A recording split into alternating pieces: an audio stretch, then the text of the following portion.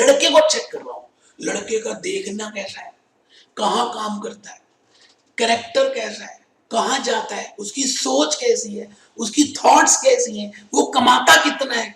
तो बेटे उसमें हम करते हैं कंप्लीटनेस है या नहीं, एक्यूरेसी है या नहीं, वैलिडिटी है या नहीं। इसको बोलते हैं बेटे सब्सटेंटिव प्रोसीजर्स। बेटे सब्सटेंटिव प्रोसीजर्स में हम ये देखते हैं कि जो ट्रांजैक्शंस हमें मिली हैं वो कंप्लीट है या नहीं है। क्या पता पूरे 12 महीने में 500 सेल्स के वाउचर्स हों और ऑडिटर को खाली 300 सेल्स के वाउचर्स ही चेक करने के लिए दे दी हो, 200 गायब कर दी हो, दूसरे बिल से काट दी हो। तो बेटे सब्सटेंटिव प्रोसीजर्स में हम उन ट्रांजैक्शन की कंप्लीटनेस को देखते हैं, पहली बात। बेटे उसके बाद हम उसके एक्यूरेसी को देखते हैं, एक्यूरेसी को कि वो जो वाउचर्स दिए हैं, वो जो ट्रांजैक्शंस हैं, वो जो एसेट्स खरीदे हैं, क्या वो एक्यूरेट है, क्या वो सही है। ऐसा तो नहीं कि कस्टमर को आप सेल बिल दूसरा दे रहे हो और ऑडिटर को चेक करने के लिए कोई नया सेल बिल दे रहे हो। बेटे ये तो एक्यूरेट नहीं है। तो बेटे ऑडिटर फिर सब्सटेंटिव प्रोसीजर्स में जाता है कि लड़के के माता पिता ने तो लड़के के बारे में ये बोला था, तो लड़के से पूछ रहे हैं, तो बेटे हमें कहीं ना कहीं सच और झूठ पता चल जाएगा। यही तो काम पुलिस वाले करते हैं और क्या करते हैं। और बेटे तीसरी बात हम सब्सटेंटिव प्रोसीजर्स में करते हैं वैलिडिटी। वैलिडिटी कि भाई ये जो ट्रांजैक्शन है बेटे 12 महीने की इसी वर्ष की होनी चाहिए। कहीं ऐसा तो नहीं कि पिछले वर्ष की ट्रांजैक्शन का वाउचर निकाला और इसको काट के 13-14 लिख दिया। बेटे वो वैलिड भी होना चाहिए उस फाइनेंशियल ईयर का। तो बेटे हम CAV सब्सटेंटिव में करते हैं और डॉट किस में करते हैं, किस में, कंप्लायंस में। बेटे बेटे सब्सटेंटिव प्रोसीजर्स में हम क्या जानने की कोशिश करते हैं। वैसे तो ज्यादा आप इंटरनल कंट्रोल पढ़ेंगे तो समझ आएगा, फिर भी मैं पूरी कोशिश कर रहा हूं बेटे सब्सटेंटिव प्रोसीजर्स जो लगाए जाते हैं हम उसमें उसकी उसकी उसकी अमाउंट की कैलकुलेशन देखते हैं कि जो अमाउंट कैलकुलेट किया गया वो ठीक है या नहीं। वो उसकी कंप्यूटेशन करके देखते हैं बेटे कि क्या वो ठीक है या नहीं।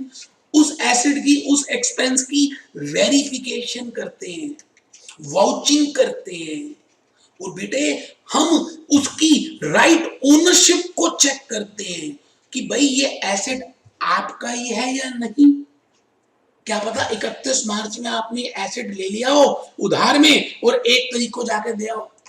हम कैसे माने। आप कहेंगे जी मेरा राष्ट्रपति भवन है, राष्ट्रपति भवन मेरा है। ऐसे थोड़ी मान लेंगे कि आपका राष्ट्रपति भवन है। हम कहेंगे भैया राष्ट्रपति भवन के कागज लेकर आओ, दिखाओ आपके ओनरशिप, रजिस्ट्री कहाँ है, राष्ट्रपति भवन आपका है, हद कर दी। तो बेटे सब्सटेंटिव प्रोसीजर्स में हम इन सभी चीजों को अप्लाई करते हैं। तो बेटे ऐसे 500 कह क्या रहा है। बेटे ऐसे 500 ये कहना चाहता है कि ऑडिट एविडेंस एक इंफॉर्मेशन होती है जो ऑडिट प्रोसीजर को लगाने के बाद आप किसी भी क्लाइंट के बिजनेस से हासिल कर सकते हो। और वो प्रोसीजर्स 2 प्रकार के होते हैं, एक कंप्लायंस और दूसरे सब्सटेंटिव। जब आप कंप्लायंस और सब्सटेंटिव प्रोसीजर्स लगा देते हो तो आपको अलग अलग प्रकार की एविडेंसेस मिलनी शुरू हो जाती है। जैसे मैं कहूं जी मैं सब्सटेंटिव प्रोसीजर्स लगा रहा हूं तो मैं बैंक के बैलेंस को कंफर्म कर रहा हूं, मैं बैड डेट्स की कैलकुलेशन को कैलकुलेट कर रहा हूं, मैं डेप्रिसिएशन कैसे कैलकुलेट हुई है शेड्यूल बना रहा हूं। तो बेटे ये क्या कर रहे हो, आप सब्सटेंटिव प्रोसीजर्स लगा रहे हो। तो बेटे ऐसे 500 ये कहती है कि एविडेंस जो है ना उसके कुछ फीचर्स होने चाहिए। Features of audit evidence. बेटे ऐसे 500 ये कहती है कि ऑडिट एविडेंस के 2 फीचर्स तो होने ही चाहिए। एक बेटे सब्सटेंटिव होनी चाहिए और एक बेटे एप्रोप्रिएट होनी चाहिए। तभी हम मानेंगे कि वो ऑडिट एविडेंस है। जैसे मैं आपकी आंखें बंद कर दूं और आपके मुंह में मसाला डोसा डालूं और आपसे पूछूं कि क्या खाया, आप बता सकते हो कि ये सांभर है, ये चटनी है, ये मसाला डोसा है। क्यों? क्योंकि आपको फीचर्स पता है मसाला डोसा के। बिल्कुल वैसे ही ऐसे 500 कह रही है कि ऑडिट एविडेंस के दो फीचर्स जरूर हैं, ये दो बातें पूरी होनी चाहिए कि ऑडिट एविडेंस सब सफिशिएंट होनी चाहिए। सफिशिएंट हो मतलब क्वांटिटी हो, ऐसा नहीं कि आपने एक एविडेंस ले लिया और आपने कहा बहुत अच्छी है, बहुत काफी है। नहीं, कम से कम 2-3 एविडेंसेस जरूर लो। जैसे बैंक बैलेंस है, आप बैंक बैलेंस की एक तो कंफर्मेशन मैनेजमेंट से लो, एक कंफर्मेशन आप बैंक से लो, बैंक के पीएन से मत लो, बैंक के ऑफिशियल से लो। तो बेटे क्वालिटी होनी चाहिए, क्वालिटी। बेटे ऑडिट एविडेंस एक तो सफिशिएंट होनी चाहिए, क्वांटिटी में ज्यादा होनी चाहिए और क्वालिटी होनी चाहिए। क्वालिटी का मतलब क्या है कि बेटे आपने डेटर का बैलेंस कंफर्म करना है, आप एज ए ऑडिटर क्लाइंट के डेटर के ऑफिस में आपने फोन किया और उसकी रिसेप्शनिस्ट से बातें कर रहे हो और उससे डेटर का बैलेंस कंफर्म कर रहे हो, इसका मतलब आपकी एविडेंस एप्रोप्रिएट नहीं है। आप रिसेप्शनिस्ट से खाली हवाबाजी कर रहे हो, उसको इंप्रेस कर रहे हो। आपको अगर सच में डेटर का बैलेंस कंफर्म करना था तो उसके किसी मैनेजर से बात करो। तो बेटे क्या कहना चाह रहा हूं, ऐसे 500 क्या कहना चाहती है कि ऑडिट एविडेंस के दो खासियत होनी चाहिए। एक तो अच्छा नंबर होना चाहिए, क्वांटिटी में ज्यादा होनी चाहिए, और दूसरा एप्रोप्रिएट होनी चाहिए, क्वालिटी वाइज होनी चाहिए। ऐसा नहीं कि बैंक बैलेंस आपने कंफर्म करना है तो आप बैंक के पीएन से पूछ रहे हो कितना बैंक बैलेंस है मेरे क्लाइंट का। नहीं बेटे, बेटे बेटे मैं आपको बिल्कुल बेसिक बातें बताने जा रहा हूं। एक बार आप बुक तो खोलिए, आप तो नाराज होके बैठ गए। ये तो बेटे सारी बातें मैंने लिखी हैं, ये तो मेरा प्यार है जो मैं बेटे आपके सामने चर्चा करके समझा रहा हूं। मेरे बच्चे आओ ना बेटे, 1 मिनट के लिए खोलो ना, आओ ना। आप तो नाराज होके बैठ गए ना मेरे बेटे। नहीं ना बेटे, नहीं, कहां जा रहे हो बेटे, आओ ना, इधर ही तो आओ।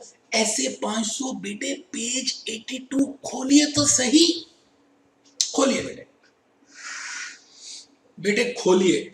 बेटे लिखा हुआ है एक्सप्लेन ऐसे 500, या तो ऐसे आ जाएगा या खाली आएगा write a short note on audit evidence, या ये आएगा what are the procedures to be applied for collecting audit evidence. कुछ भी आए बेटे, आपको जो जो मैं समझा रहा हूं, जो जो डिस्कस कर रहा हूं, आप प्लीज नोट करें और आप प्लीज अब बुक से देखें।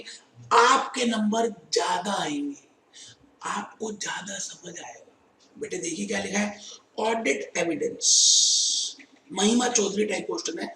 Audit evidence means anything which gives information. Highlight करिए बेटे, देखिए मैंने तो हाईलाइट किया है, ये देखो बेटे, कलरफुल बना दिया बुक को। तो audit evidence means anything which gives information to form an opinion obtained from client और प्रिपेयर्ड बाय ऑडिटर। या तो उसको क्लाइंट से मिली है या उसने ऑडिटर से इकट्ठी की है।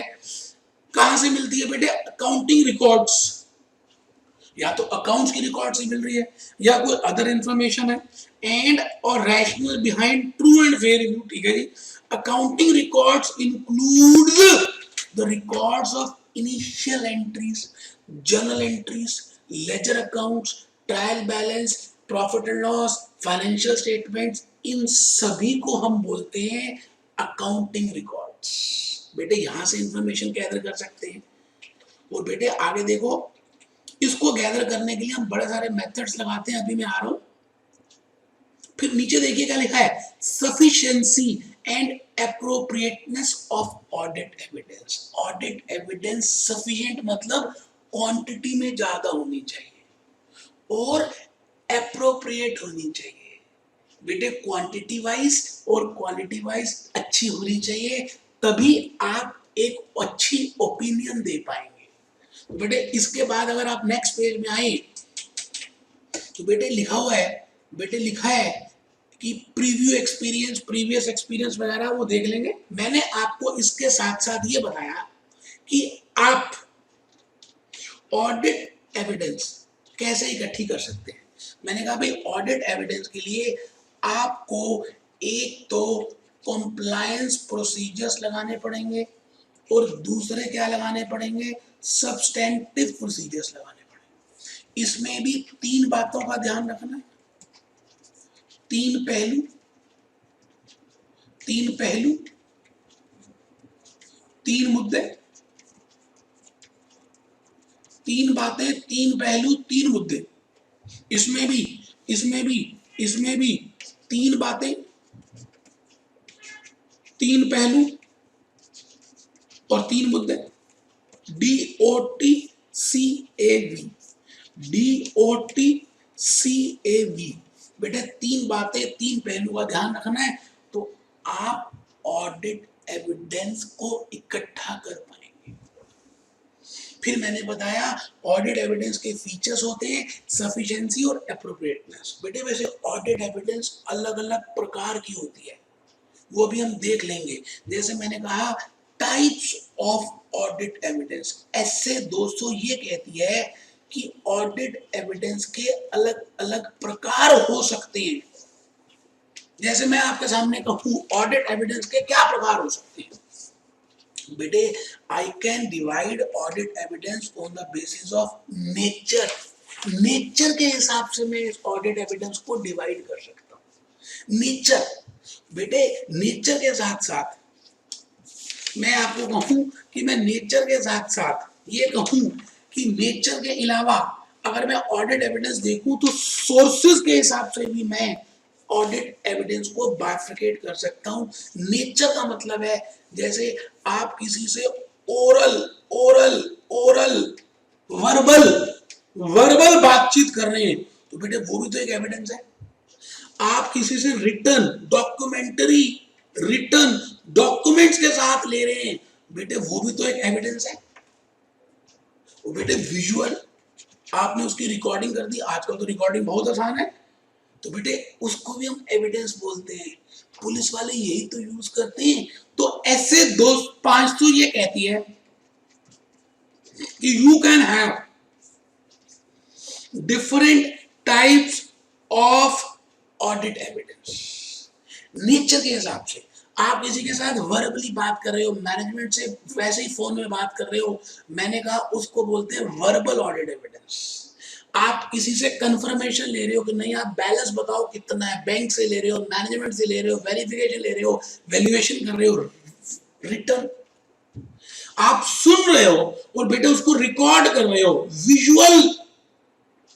बेटे सोर्सेस भी अलग प्रकार की हो सकती हैं। जैसे मैं कहूं एक सोर्स का नाम है इंटरनल एविडेंस, बेटे इंटरनल एविडेंस। एक का नाम है एक्सटर्नल एविडेंस। बेटे बेटे बेटे आप ढीले पढ़ रहे हो, बेटे ढीले नहीं पढ़ना ना, बेटे ढीले पढ़े, आपके दुश्मन आपको पढ़ो, कमर सीधी करो, ढीले होकर क्यों बैठे हो।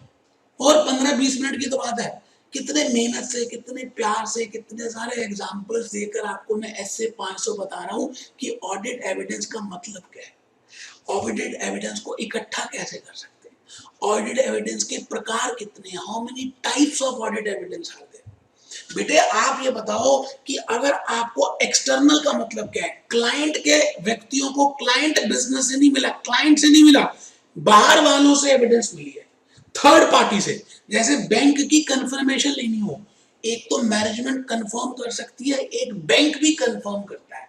तो बेटे एक्सटर्नल किसको बोलते हैं, जो बैंक ने कंफर्म किया है। जो मैनेजमेंट ने बैंक बैलेंस बताया वो इंटरनल होती है। आपको दोनों एविडेंस लेनी चाहिए और फिर उनको मिलाना चाहिए।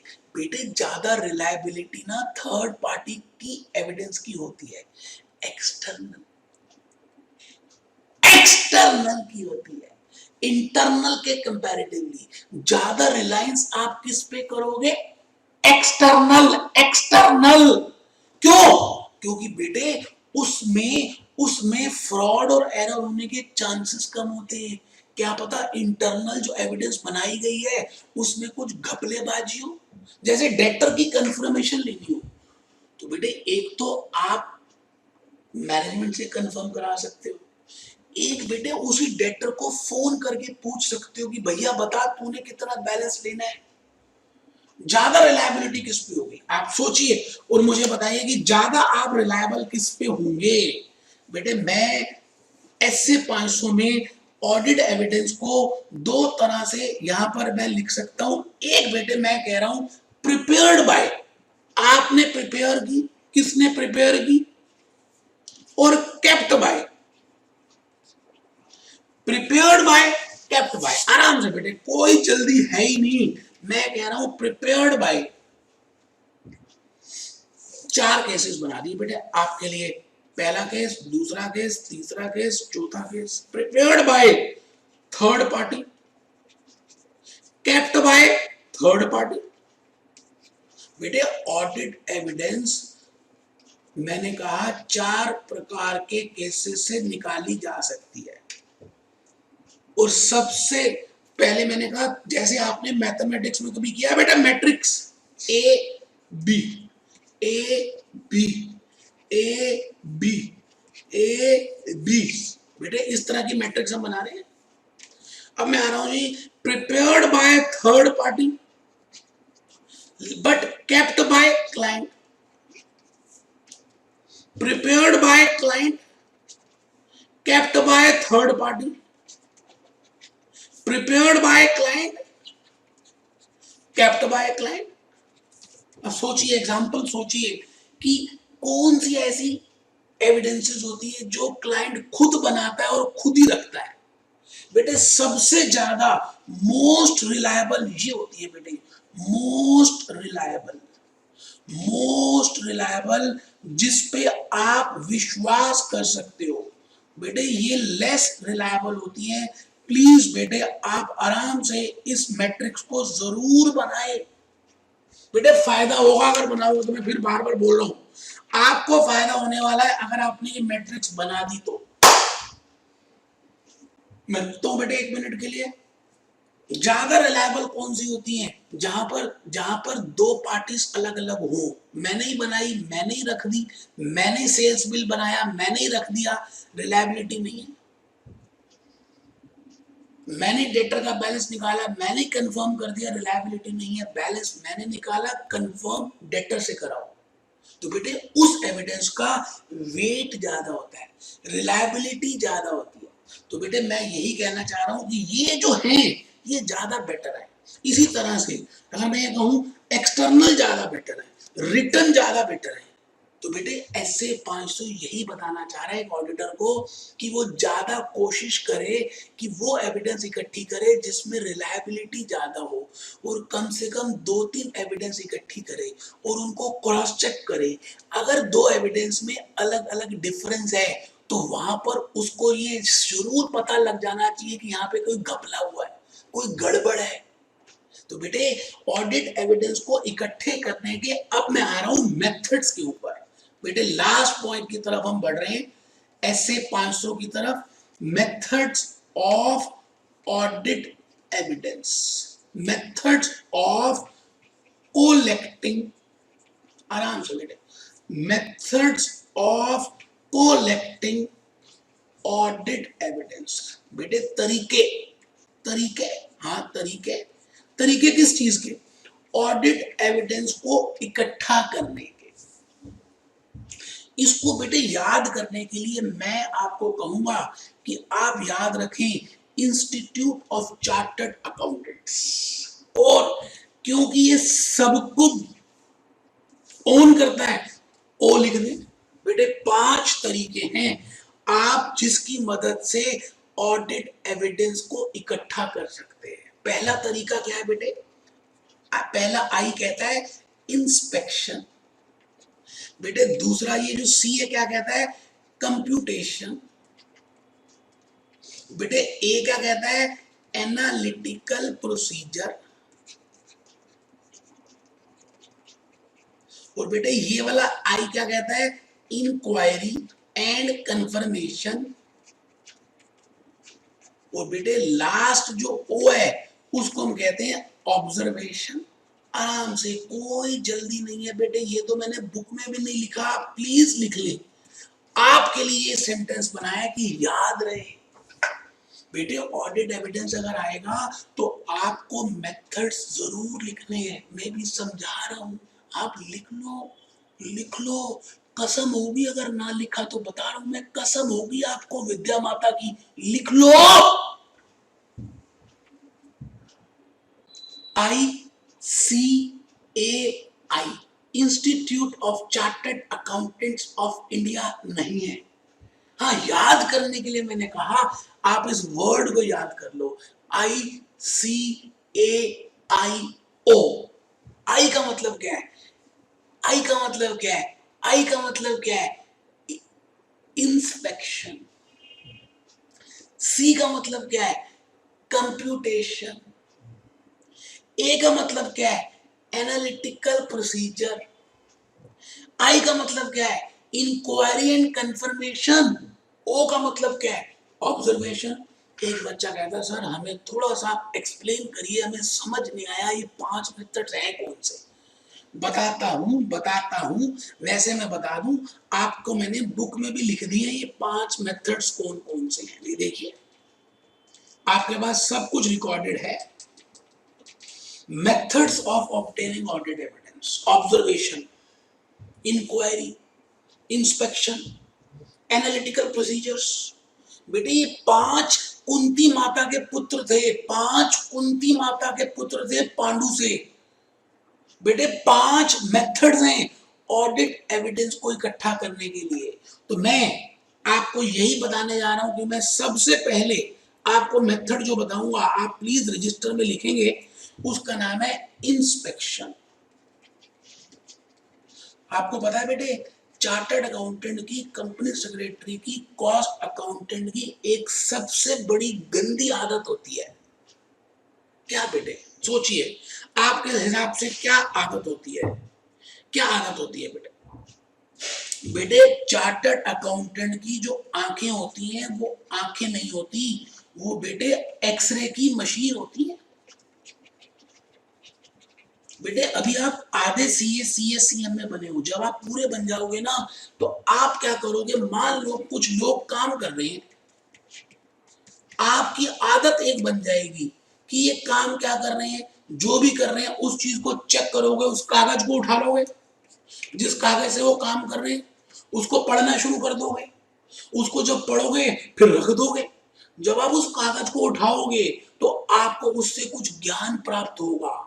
तो बेटे इंस्पेक्शन से आपको उसके बारे में काफी सारी बातें पता चलेंगी। जैसे जैसे मैं आपसे कहूं कि आपने कभी देखा है पुलिस पुलिस वाले चौराहे पर चौराहे पर पुलिस वाले चौराहे पर क्या करते हैं बेटे, पुलिस वाले चौराहे पर क्या कर रहे होते हैं, सबको रोकते हैं, कागज दिखाओ, ये करो वो करो, क्या कर रहे हैं, इंस्पेक्शन कर रहे हैं, चाहे वो पैसा बनाने के लिए कर रहे हैं चाहे कोई भी कारण है। बेटे बेटे इसी तरह से एक प्रोफेशनल की आदत होती है कि वो इंस्पेक्शन करता रहता है। बेटे उस आदत से उसको काफी सारी एविडेंस का पता चलता है। मान के चलो कि एक सीए कई ऑफिस में आया, वहां पे सब लोग समोसा खा रहे थे और समोसे में एक उन्होंने पेपर को इस्तेमाल किया और वो पेपर समोसा खा के फेंक दिया। अब सीए का क्या करेगा, ये प्रोफेशनल जनरली क्या करता है, उस कागज को उठाएगा, उस कागज को पढ़ेगा, इंस्पेक्ट करेगा। मान के चलो कि ये जो कागज है इसमें किसी डेटर ने भेजा था और अपना बैलेंस कंफर्म उसने किया था कि भाई मेरा बैलेंस आपकी किताबों में इतना होना चाहिए। अब वो समोसा खा के फेंक दिया, लेकिन एक प्रोफेशनल ने उस कागज को उठाया। बेटे ये आदत है, मेरी नहीं आपकी भी बनने वाली है। तो ऐसे 5 तो ये कहता है कि पहली जो आदत है, पहला जो मेथड है उसका नाम है इंस्पेक्शन। आप इंस्पेक्ट करके ऑडिट एविडेंस को इकट्ठा कर सकते हो। आइए बेटे यही बात मैंने वहां लिखी है, आप इंस्पेक्ट करके ऑडिट एविडेंस को इकट्ठा कर सकते हो। देखो बेटा, आराम से देखो, कोई जल्दी है ही नहीं बेटे। सारे मैंने मेथड्स लिख दिए, पांचों के पांचों मेथड्स लिख दिए बेटे, आराम से आप देखें। दूसरा मेथड जो ऐसे 500 कहती है कि आप यूज कर सकते हो, उसका नाम है बेटे कंप्यूटेशन। कंप्यूटेशन बेटे, एक प्रोफेशनल क्या करता है, जब उसको कुछ फाइनेंशियल इंफॉर्मेशन मिलती है ना, तो वो उसमें कुछ ना कुछ कैलकुलेशन करनी शुरू कर देता है बेटे, कंप्यूटेशन करता है। जैसे क्लाइंट ने डेप्रिसिएशन कैलकुलेट की हुई है कि भाई इतनी है डेप्रिसिएशन, क्लाइंट ने डेप्रिसिएशन कैलकुलेट किया इतनी है, तो ऑडिटर क्या करेगा, एक डेप्रिसिएशन शेड्यूल अपने हिसाब से कंप्यूट करेगा और उससे इसको कंप्यूट करके चेक करेगा। तो बेटे कंप्यूट करने से उसको पता चल जाता है कि क्या वो डेप्रिसिएशन जो कैलकुलेट हुई है क्या वो ठीक है या नहीं। तो बेटे दूसरा मेथड का नाम है कंप्यूटेशन। एक बच्चा कहता सर समझ कम आया है, थोड़ा सा ज्यादा बताएं। बेटे बिल्कुल बताऊंगा, क्यों नहीं बताऊंगा। आप ये बताइए कि अगर सेल्स पिछले साल 5 करोड़ रुपए की थी और इस साल 25 करोड़ रुपए की हो गई, तो आपसे मैं एक बात पूछूं कि ग्रॉस प्रॉफिट रेशियो अगर 20% है, तो ग्रॉस प्रॉफिट रेशियो दोनों ईयर्स में सेम रहेगी या ग्रॉस प्रॉफिट का अमाउंट सेम रहेगा, या क्या चीज डिफरेंट हो जाएगी। मैं अगर आपसे ये बात पूछूं, बेटे पिछली बार 5 करोड़ की सेल थी, बेटे इस बार 25 करोड़ की सेल है, पिछली बार 20% की रेशो थी, बेटे रेशो में कभी चेंज थोड़ी आता है, इस बार भी 20% रहेगी क्योंकि वो तो 100 के ऊपर है। तो बेटे आप बताएं, ग्रॉस प्रॉफिट का अमाउंट बढ़ना चाहिए, बट अगर ग्रॉस प्रॉफिट का अमाउंट नहीं बढ़ा तो बेटे इसका मतलब एक ही हो सकता है कि डायरेक्ट एक्सपेंसेस बढ़ गए। तो बेटे ये उसको पता चलेगा कि यहाँ पे कोई घपला हो रहा है। तो बेटे बेटे कंप्यूटेशन की मदद से वो काफी हद तक ऑडिट एविडेंसेस को कैलकुलेट कर सकता है। मेरी बात आप समझ रहे हैं या नहीं समझ रहे। ऑडिट एविडेंस के कलेक्ट करने के 5 मेथड्स हैं। पहला मेथड इंस्पेक्शन, जो आदत है हर प्रोफेशनल की।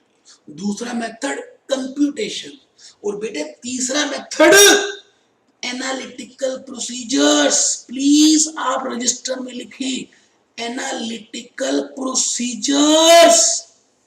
बेटे जब हम when we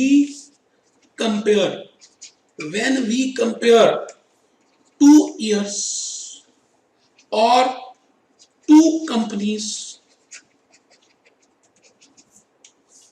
of same industry, जैसे मैं कहता हूं मैं कंपेयर कर रहा हूं अपोलो टायर्स को, इसके 2 साल कंपेयर कर रहा हूं 2009-10, 10-11, और मैं अपोलो टायर्स को कंपेयर कर रहा हूं एमआरएफ टायर के साथ। तो बेटे जब मैं दो इंफॉर्मेशंस को कंपेयर करके रिजल्ट कैलकुलेट करता हूं रेशियोज की मदद से, return on capital, return on investment, debt equity ratio, turnover ratio, current ratio, तो मुझे ये पता चलता है कि कहां पे गड़बड़ हो रही है। जैसे मैं कहूं कि भाई लास्ट ईयर ट्रेवलिंग एक्सपेंस थे 5,000 रुपए के प्रीवियस ईयर में, इस ईयर 5 लाख रुपए के ट्रेवलिंग एक्सपेंस हैं। अब आप ये बताइए ये ट्रेवलिंग एक्सपेंस के बढ़ने का कारण क्या होगा। अगर बेटे ट्रेवलिंग एक्सपेंस बड़े होंगे, ट्रेवलिंग लिखा है मैंने, एक बच्चे को सुन समझ नहीं आ रहा, ट्रेवलिंग एक्सपेंस लिखा है। अगर ट्रेवलिंग एक्सपेंस मैंने लिखा है कि पहले 5,000 थे अब 5 लाख हो गए, तो बेटे आप चेक करेंगे एज एन ऑडिटर की सेल्स बढ़ी है या नहीं बढ़ी। सपोज करते हैं no change in the sales, तो बेटे no change in the sales का मतलब है दिस इज अनयूजुअल आइटम।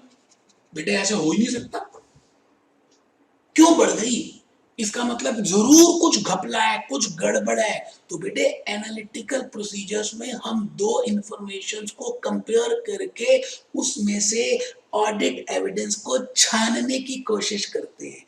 जैसे एक दूध होता है, दूध को उबालते हैं, उबाल के मलाई आती है, मलाई इकट्ठी करते हैं, मलाई से मक्खन निकलता है, मक्खन से घी निकलता है।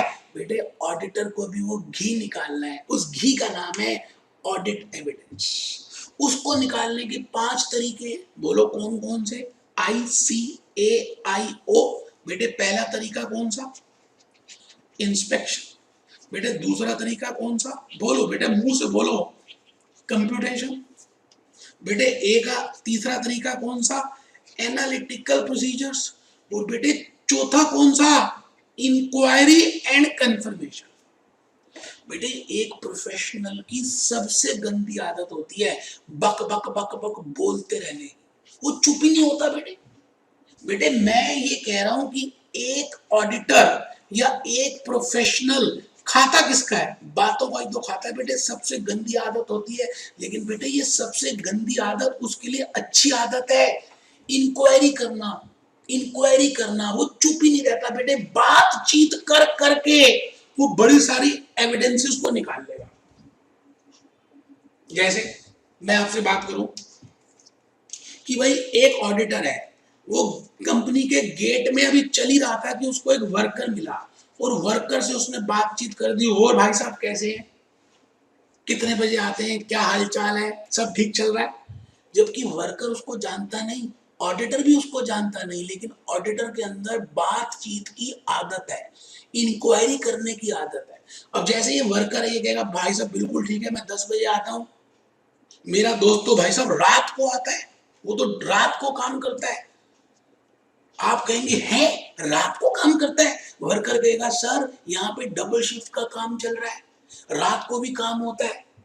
और आजकल आपको पता है रात को जो काम होता है उसके ओवर टाइम आजकल पता नहीं, जब से मालिक का बेटा आया वो पैसे नहीं दे रहा। तो बेटे आपको उस इंक्वायरी से पता चलेगा कि इस क्लाइंट पे जहां पर आप ऑडिट करने जा रहे हैं वहां पे डबल शिफ्ट वर्क हो रहा है।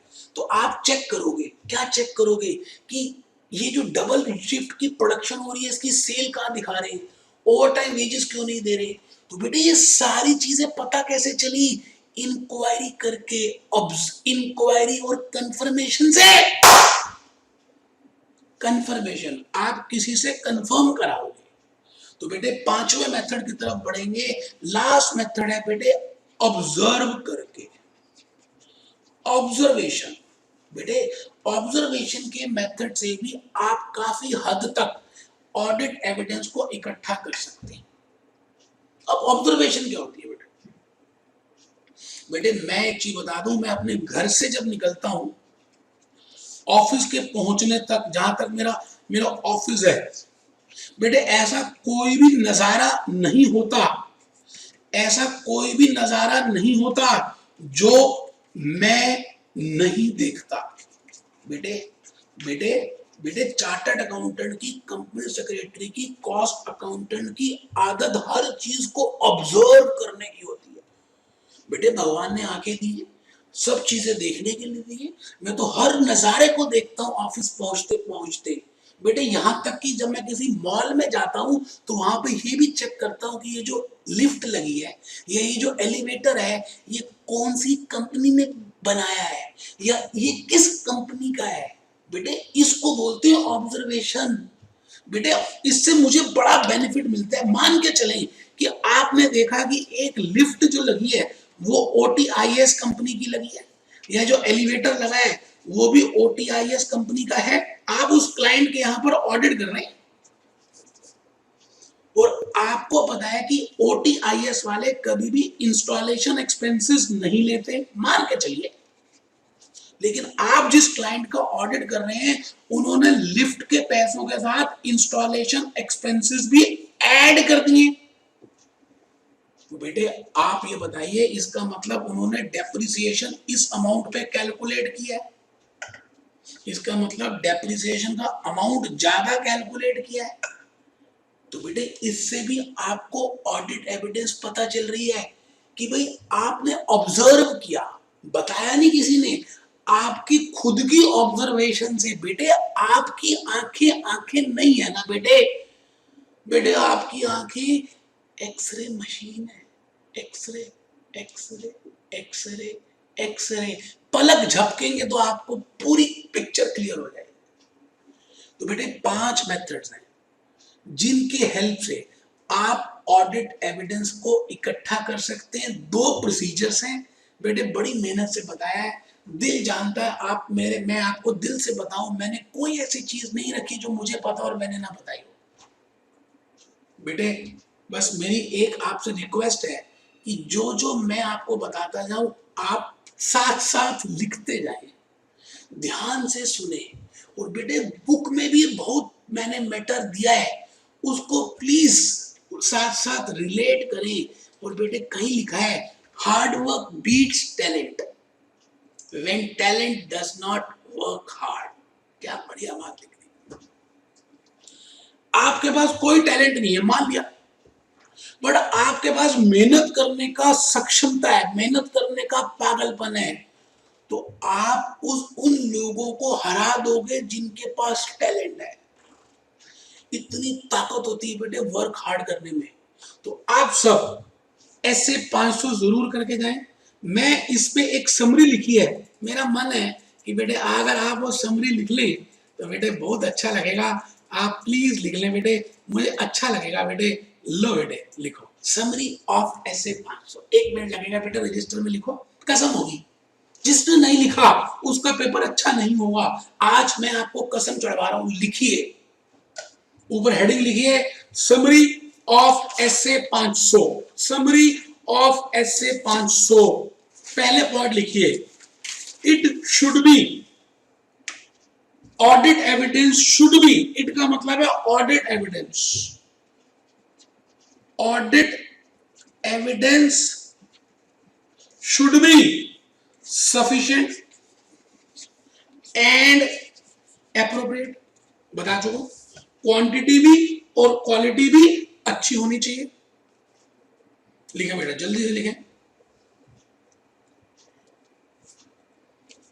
Second point, there are 2 audit procedures, compliance audit procedures and substantive audit procedures।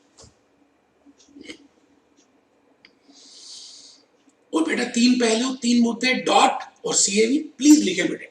Design operative through out the year, complete accurate valid. Third point लिखें रिलायबिलिटी ऑफ एविडेंस। मैंने वो चार्ट बनाया था external parties का, external evidence ज्यादा reliable होती है। ठीक है बेटे लिखो मेरे बच्चा, कसम चढ़ाइए बेटे, आपको लिखना पड़ेगा। Reliability of evidence external internal, ठीक है जी। 4th पॉइंट लिखे मेरे बेटे कंसिस्टेंसी। अगर आप एक ही चीज के 2 एविडेंस ले रहे हैं और उन दोनों में डिफरेंस है तो इसका मतलब फ्रॉड होने के चांसेस है, ऐसा ऐसे 500 कह रहा है। If evidence obtained from 2 sources is not consistent, then auditor should perform extended procedures। Auditing in depth करनी चाहिए, गहराई में जाना चाहिए। ठीक है जी लिखें।